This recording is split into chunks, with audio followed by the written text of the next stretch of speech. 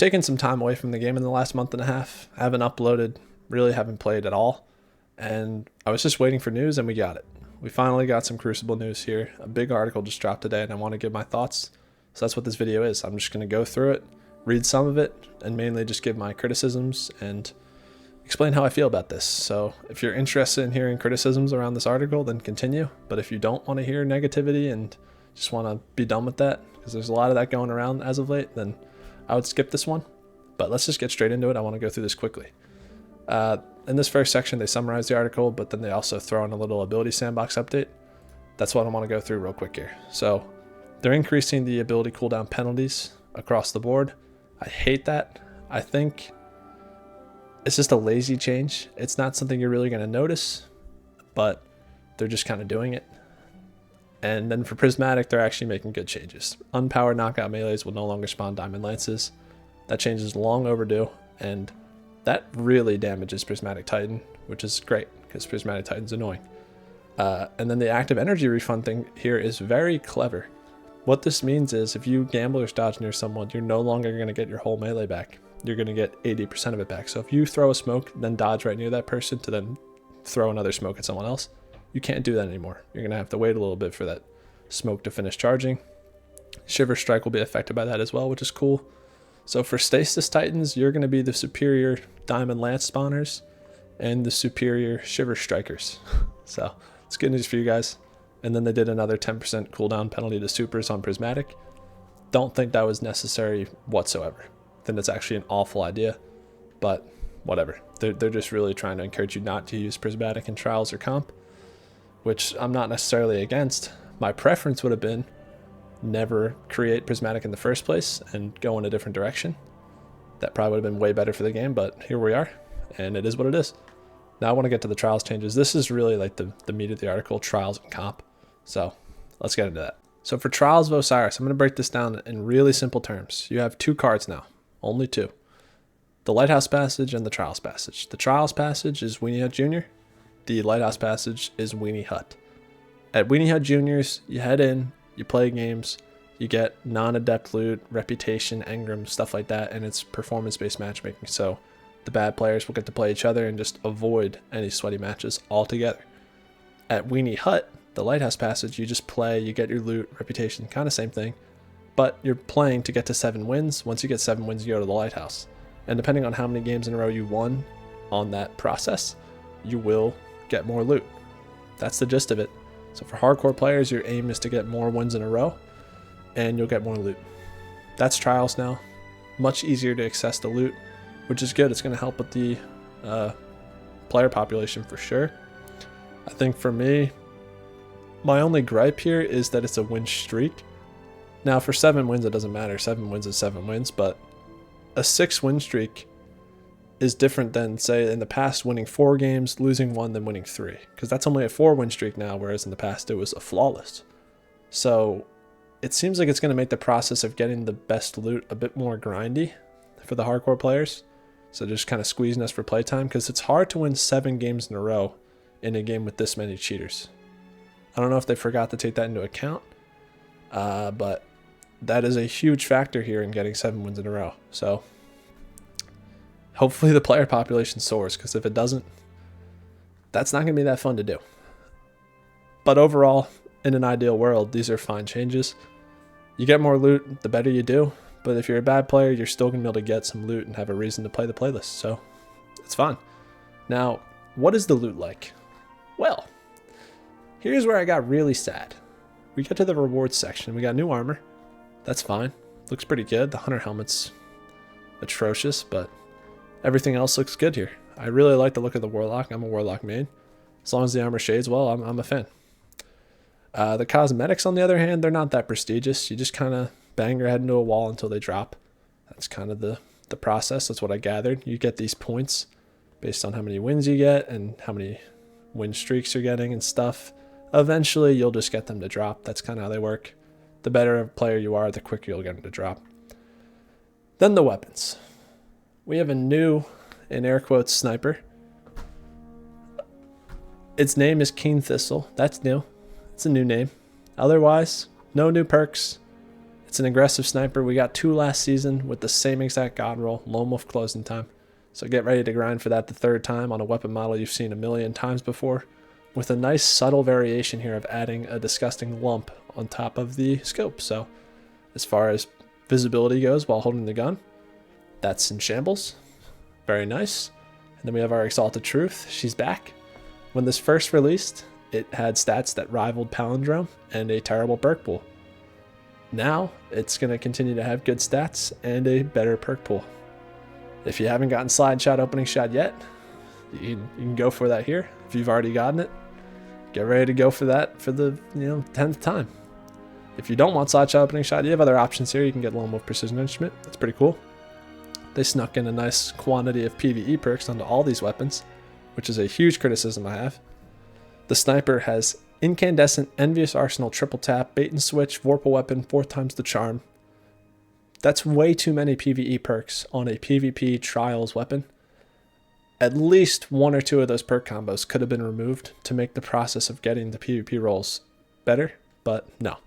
Now we get 7 perks in each column, 3 to 4 of which are PvE slop. That's the new PvP experience. Very, very nice. Thank you, Bungie. They also slipped in Magnificent Hell onto the hand cannon as, I guess, like a joke, because that perk is a joke. Whoever brought it back on Not Forgotten and Not Forgotten and Ludus Hell is a coward. They reworked it in the most cowardly way possible. It's an awful, lame excuse for a perk that's nothing like the original version at all. It's terrible. I hate it. And if they don't rework it, it's just a waste of a perk slot. And then Inquisitor's coming back later. I'm very happy about that, but man, was it a missed opportunity to not give this thing hip fire grip offhand strike. It just has offhand strike. Come on, man. Like, this should add hip fire grip offhand strike. It could have been the first energy version to have it, because the only other one is Heritage. And they missed. They missed completely. Really just a blunder there. I'm very disappointed about that, but whatever. That's the loot. This is what you're supposed to be playing for. New armor, which is going to be harder to get from what I gather. It's kind of locked behind doing better. New weapons, if you can call them new, 2 of which aren't new. 1 is a reused weapon model, and all reused perks on a frame we already have those perks on in 2 versions of just from last season. And then they did some quality of life changes to Dominion. This stuff is just massive. These are big changes, guys. This is groundbreaking stuff. If you read this and didn't have your jaw on the floor, you're crazy. The zone's going to take 40 seconds to spawn instead of 30. It's going to take 20 seconds to capture instead of 15. And there's still going to be special ammo crates in the game mode. You kidding me? This is huge. Yeah, those changes are garbage. Like, I'm sure they'll help it a little bit, but no. Pointless. And then we're going to get to matchmaking stuff. I'm actually going to cut the video and then resume so I can not fail. So for this last portion, I'm going to get through this matchmaking section and then talk about the comp changes. So here they're justifying fireteam-based matchmaking and why it's here to stay. Pretty lame reasoning, lame graphs, really not that understandable. And yeah, they're not getting rid of it. However, they are going to make it so duos match trios far more often. And then the unfortunate solo that ends up in that match is going to have loss protection, which is actually great for solos. If you get thrown in a match like that, you just get like a free chance at a win. And then for duos, it's just going to make it a lot more difficult to win matches, hopefully, which will hopefully just make them a much less popular squad size. And then we get to the skill rework section here. It's not entirely clear what this is really going to do, but they're basically making so objectives and objective-oriented kills contribute more toward your skill so that fraggers aren't just like considered the high skill players.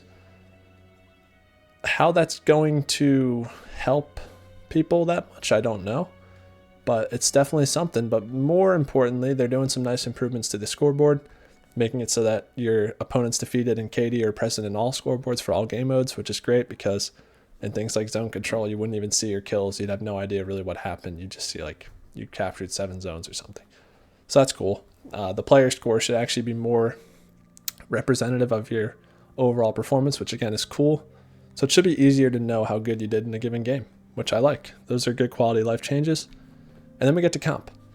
They're doing this big point rework thing.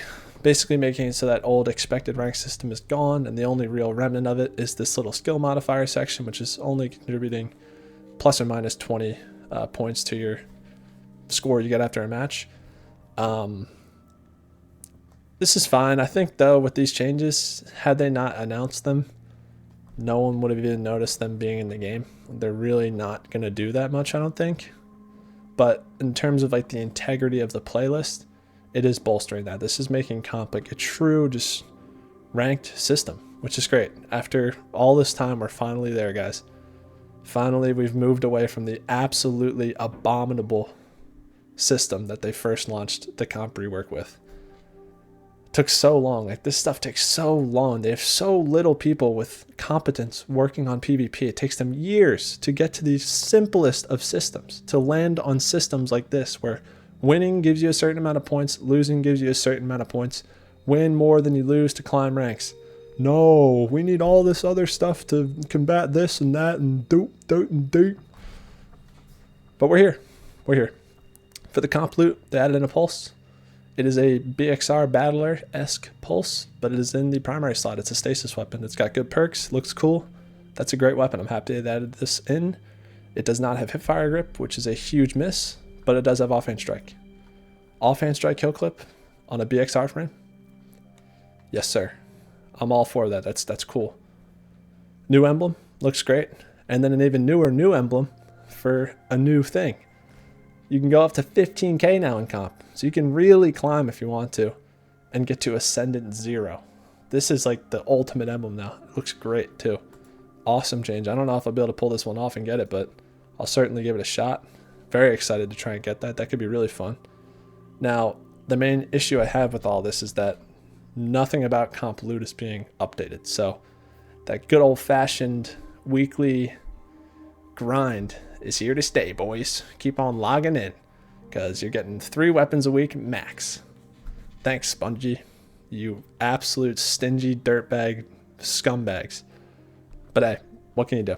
At least we have an emblem to grind for, and it's a cool one. And then for some quality of life updates, they've done some things with some stuff and some other things. And then they're reorganizing the playlists in a way that makes it better for getting a varied experience. You know, sometimes you get a week where it's just like Clash and Supremacy or something. It's like, these are the same things. Now it's going to be like, you got your 3v3, 2v2 modes, you got your 6v6 ranked or unranked thing, you got 6v6 quick play, all kinds of options all the time to further split the player base and further increase queue times. And then we have how Iron Banner is going to work now, which is a divided playlist. You got your Outlier Protection one, that's just control, and then you got your just wacky mode, which is open skill. We don't have the amount of players needed to populate 2 Iron Banner playlists. This is a mistake. But whatever. In an ideal world where there are actually people playing the game, this is fine, but we're not in that world. In fact, we are so far from that world, and I don't see these changes helping that world come to fruition. They're just going to make things worse in the meantime, but hey, we already have 2 playlists right now, so we'll just keep having bad queue times for Iron Banner. And then here's our rewards for Iron Banner. An Arc Trace Rifle. I don't care at all. It does have 2 redacted perks, which are probably going to be bolt charge oriented. That could be cool for PvE. I don't care about PvE that much. And then we got Peacebound making a return with good perks on it, so that's cool. I like that thing.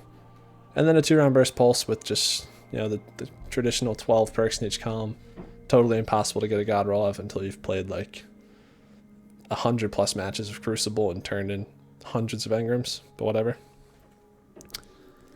They changed some map weighting, blah, blah, blah. And then finally, they actually utter a word about the special ammo meter. This thing was supposed to ship this season. I swear I saw somewhere a long time ago them saying that in episode Heresy, the special ammo meter would launch in a reworked state because it had issues with it. That's no longer happening, nor is it even potentially releasing next season when the first DLC of Codename Frontiers launched. It just says it's going to happen sometime in the Codename Frontiers timeline. We are really not getting specifics about that timeline. I do not know what they have figured out yet, what they're even working on. They're obviously working on this still, and the reason it's taking them so long is because it's such a large rework, and there's such a massive collaboration between all the teams and the stuff. In reality, they've had 2 massive rounds of layoffs, and there's no one left to work on it. But they're going to get it to us eventually. It'll probably get delayed maybe like 2 or 3 more times, and we'll get it in codename Frontiers 2 the year after. Because they say, oh, the Crucible Strike Team worked on it. Engineering, activities, armor, weapons, UI. This is in total probably like 15 people, but those 15 people are freaking warriors, man. And then after they finish it up, they'll bring in the one QA guy to test it, and they'll ship it, and it'll be completely glitched and dog shit. So, hey. That's the end of the article. Overall, it's good. It's good. Despite my negative tone, it's good. I just don't think it's that exciting. I have some criticisms here and there, obviously, and I don't think the loot justifies playing the game, despite these good quality life changes. We'll see. Maybe I'll be wrong. There's still a lot to be seen loot-wise, because they haven't done their weapons or exotic armor article yet, so maybe they have some good balance changes heading this way in episode Heresy. We'll see. I'll probably talk about them too, but I want to wrap this video up. I've been talking for quite some time. Let me know your thoughts in the comments. That's going to be it for the video, though. Peace.